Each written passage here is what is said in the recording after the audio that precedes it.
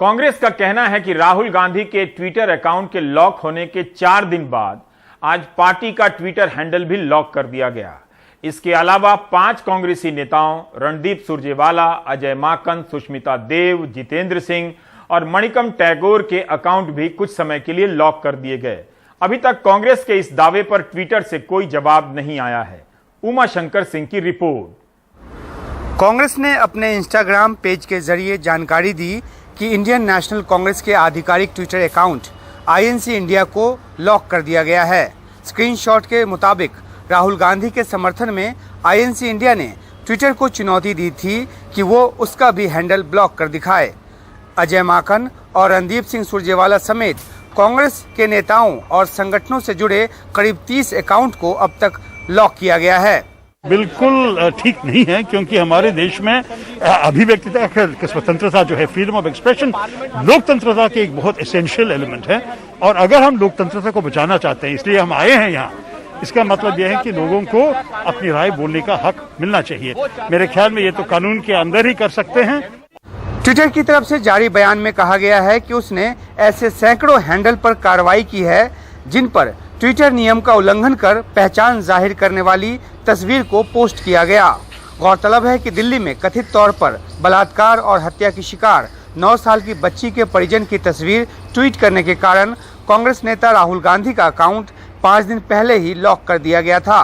कांग्रेस इसके खिलाफ प्रदर्शन भी कर रही है और ट्विटर से बात भी। मैं तो ट्विटर से बात करके इस विषय को आगे ले आना कोशिश कर रहा हूँ। राहुल गांधी के अकाउंट पर कार्रवाई के लिए सरकार की तरफ से ट्विटर को शिकायत दी गई थी। कांग्रेस ट्विटर पर सरकार के दबाव में काम करने का आरोप लगा रही है। खुद प्रियंका गांधी वाड्रा ने ट्वीट कर इस तरह के आरोप लगाए हैं और कहा है कि खासतौर पे कांग्रेस नेताओं को निशाना बनाया जा रहा है। कांग्रेस, ट्विटर और सरकार के त्रिकोणीय मुकाबले में एक दिलचस्प मोड़ ये आ गया है कि कांग्रेस के कई सारे नेता और कार्यकर्ता अपने ट्विटर हैंडल का नाम राहुल गांधी के नाम करने लगे हैं। शुरुआत यूथ कांग्रेस के अध्यक्ष श्रीनिवास ने की। कांग्रेस और इसके कई नेताओं के ट्विटर हैंडल जब रिस्टोर होंगे तब होंगे। इस बीच एक कांग्रेसी की ही टिप्पणी दिलचस्प है कि अगर ट्विटर से कटे तो जमीन से ज्यादा जुड़ेंगे। नई दिल्ली में उमा शंकर सिंह, NDTV इंडिया। देश में पिछले साल 226 पत्रकारों को निशाना बनाया गया। इसमें उनकी हत्या, मारपीट, मुकदमे और धमकी देने के मामले हैं। इनमें 114 पत्रकार सरकार या प्रशासन का निशाना बने। 13 पत्रकारों की हत्याएं हुई हैं और 37 हिरासत में लिए गए। पत्रकारों पर IPC की दफाओं के अलावा UAPA, महामारी अधिनियम, राष्ट्रीय आपदा प्रबंधन अधिनियम, अनुसूचित जाति जनजाति अधिनियम, IT act, official secret act और किशोर न्याय अधिनियम जैसे कानूनों के तहत मुकदमे दर्ज हुए हैं। ये आंकड़े इंडिया प्रेस फ्रीडम रिपोर्ट 2020 में सामने आए हैं। कमाल खान की ये रिपोर्ट। यूपी के सीतापुर जिले की महोली तहसील में पिछले कोरोना के दौरान अनाज बंट रहा था। स्थानीय पत्रकार रविंद्र सक्सेना के मुताबिक अनाज खराब था, उसमें कीड़े थे। उन्होंने अनाज पाने वाले बुजुर्ग से ये बातचीत दिखाई। साहब खराब है। क्या हो गया था बताइए, किसने दिया चावल आपको? ये टोनियम बंद थे, वो छोड़े गए हैं, ये दिए हैं पैकिंग। किसने आपको दिया था ये तहसील, ये नगर पंचायत वाले ने दिया। तो ये आपके सारे सभी खराब निकल गए हैं चावल? तो 1 पैकेट निकला है।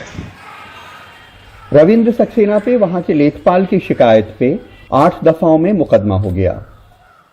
अपने द्वारा खबर चलाई गई को DM को दिखाया भी गया था, तो DM ने कहा था कि आप बिल्कुल अपनी जगह पर सही हैं, मैं इसकी जांच कराता हूं और संबंधित लेखपाल से मिलकर इसको पैचअप कराता हूं। वरिष्ठ पत्रकार आकार पटेल को गुजरात में 22 सितंबर 2020 को गिरफ्तार किया गया।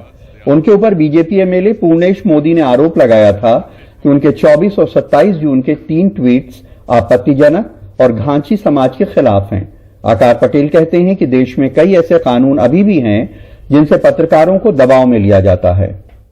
Bharat world press freedom ranking में 142वें नंबर पर है और इसकी सबसे बड़ी वजह यह है कि भारत में ऐसे बहुत से कानून हैं, जैसे कि सेडिशन है, क्रिमिनल डेफेमेशन है और क्रिमिनल कंटेम्प्ट है, जिसके जरिए सरकार जो है पत्रकारों पर दबाव डालती है और पत्रकार ये महसूस करता है कि वो अपना काम नहीं कर पाता।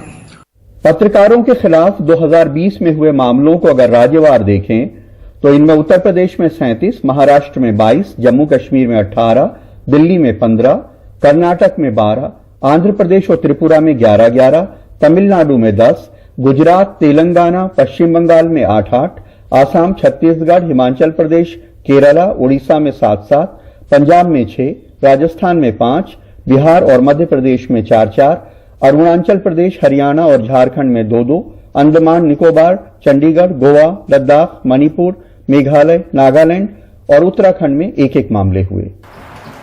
देहरादून के पत्रकार राजेश शर्मा को पुलिस ने 31 जुलाई 2020 को गिरफ्तार कर लिया।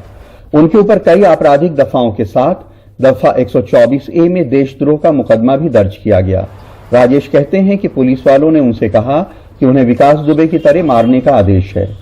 रास्ते में उन्होंने मुझे कहा कि त्रिवेंद्र सिंह रावत जो उस समय के मुख्यमंत्री थे कि तुम उनके खिलाफ अपनी अखबार में बहुत खबरें लिख रहे हो और अब राजद्रोह का मुकदमा झेलो, अब पता चल जाएगा, 2 साल से पहले नहीं छूटोगे। यूपी के बलरामपुर में 27 नवंबर 2020 को पत्रकार राकेश सिंह निर्भीक को सैनिटाइजर छिड़क के जला के मार डाला गया क्योंकि वो गांव के प्रधान के भ्रष्टाचार की खबरें छापते थे। प्रधान का बेटा उनके घर आया, उन्हें शराब पिलाई, जब नशे में हो गए तो उनके ऊपर सैनिटाइजर छिड़ककर उन्हें जला दिया गया।